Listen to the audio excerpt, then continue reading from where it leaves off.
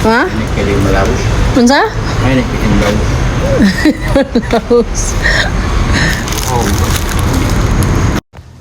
Thanks my grappy. So naka-receive tag flowers. Actually, Jupiter kay siya. Dito may ganyan sa ano. Wala ko sa mood ganyan kay kaya nang sayo liging mata niya. Dugi kay may nakasakay dito sa terminal. Dahil ako nawala siya. Naglagot kay ko puli daw mo. Ay, kung bigyan ko niya. So, pumuli na lang ko para maglagot ko din. Tadang nagpalit din siya bulak. Di ay. Ginawa ko, daladala ko bulak. Ani pa yung diri sa kuana ni Gilakaw. Magkuha mig uling. So, daladala tag bulak. Anyways, may dani kay dili malayos. Kay, yan, last year, naka-receive ko flowers. Gikan sa iya last year. Libo kapin. Ginawa ko nalayos lang noon. So, kanang kuan.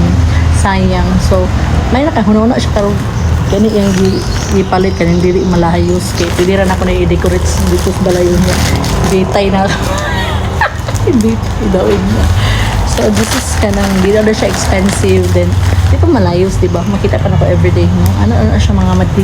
Then of course anak ko na mo rin eh. Diyan nadabugason niya. Nadabugason niya. So muna mga madino. So thank you Grumpy Man sa akong pa-flowers. Naglain ako ginawa madi oy tinagbiyahe mi. Anyways, thank you and happy Valentine's everyone. Love. Aww.